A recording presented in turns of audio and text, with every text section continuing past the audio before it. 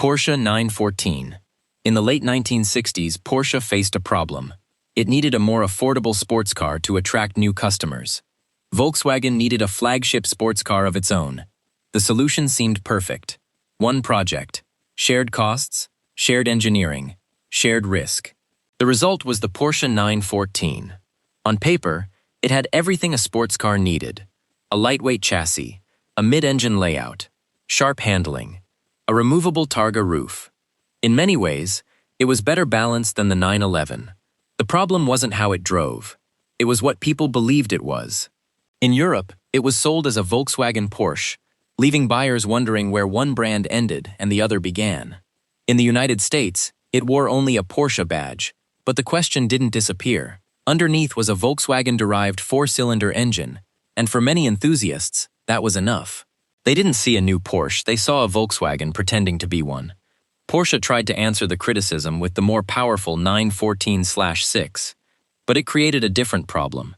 It was priced so close to the 911 that most buyers simply chose the real thing instead. Porsche eventually built more than 100,000 914s, making it one of the company's biggest commercial successes at the time. But sales couldn't erase perception. The 914 proved that building an affordable Porsche was far more dangerous than building an expensive one. Sometimes the hardest part isn't convincing people to buy your car. It's convincing them it deserves your name. Porsche 924.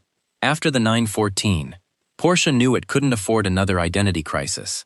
The company needed an entry-level sports car that looked, felt, and sounded unmistakably like a Porsche. Instead, it introduced a car that had originally been designed for Volkswagen. Before it ever wore a Porsche badge, the 924 had begun life as a Volkswagen project. When Volkswagen abandoned it, Porsche stepped in and finished the job. The result was a car with an Audi-built engine, a Volkswagen gearbox, and final assembly at an Audi factory. On paper, it sounded like everything Porsche customers didn't want. But once you drove it, the story changed. The 924 was light, balanced, and surprisingly rewarding on a winding road. Porsche's engineers had transformed an abandoned project into a genuinely capable sports car. The problem was that capability wasn't what enthusiasts questioned. They questioned its identity.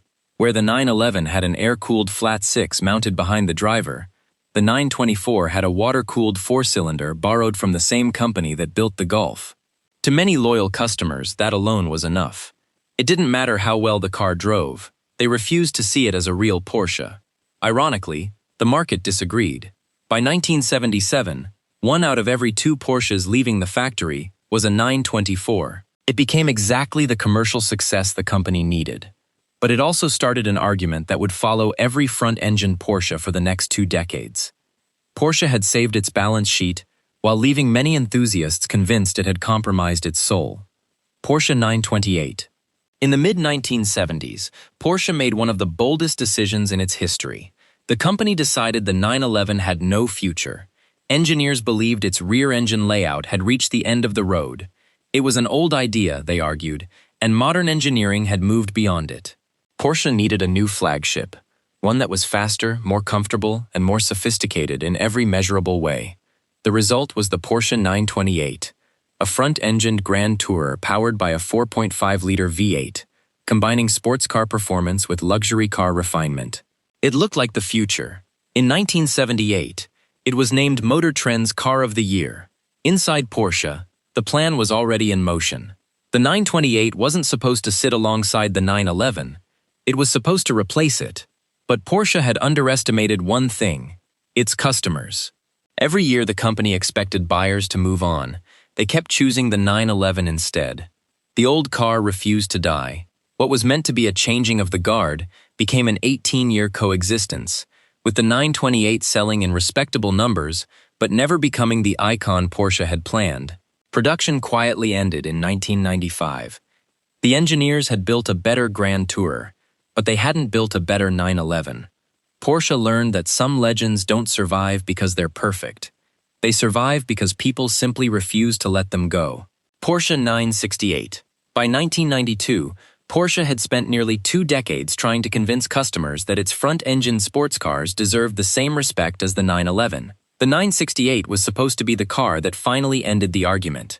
More than 80% of its components were new or heavily redesigned, making it far more than just another evolution of the 944. It was the most advanced front-engined Porsche the company had ever built. A refined 3-liter 4-cylinder engine, a perfectly balanced chassis, and, in club sport form, one of the purest driver's cars Porsche had ever produced. Critics praised it. Drivers admired it. The market ignored it. The same doubts that had haunted the 924 and the 944 never disappeared. It wasn't a real Porsche. It didn't sound like a Porsche. And many buyers simply couldn't justify the price when a 911 was still sitting in the showroom. After just 4 years and around 12,000 cars built, Porsche quietly ended production in 1995. There was no replacement. The entire front-engine transaxle era came to an end.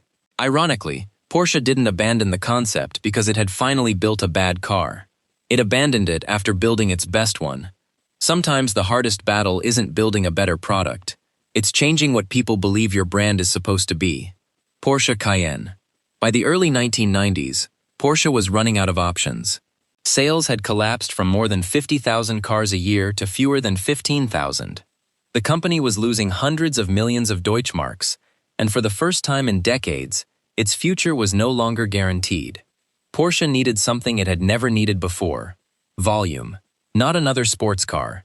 Not another racing victory. More customers. That realization led to the most controversial decision in the company's history. Porsche would build an SUV. To loyal enthusiasts, it sounded like betrayal. Everything Porsche had spent decades standing for seemed to disappear overnight. A Porsche was supposed to be low, light, fast, built for drivers, not families. The project was so controversial that it was developed in secret under the codename Colorado, inside a secure facility away from Porsche's main engineering center. Even inside the company, many feared what it would mean for the brand. Then, in 2002, the Cayenne arrived. And almost immediately, it changed everything. Within just 2 years, it became Porsche's best-selling model. By the late 2000s, SUVs accounted for more than half of the company's global sales. In 2020, Porsche built its 1 millionth Cayenne. It had taken just 18 years. The 911 needed more than 50 years to reach the same milestone. The car enthusiasts believed would destroy Porsche, became the reason Porsche survived. Without the Cayenne, there is no modern Porsche. Sometimes the biggest mistake a company can make is listening to everyone who tells it never to change.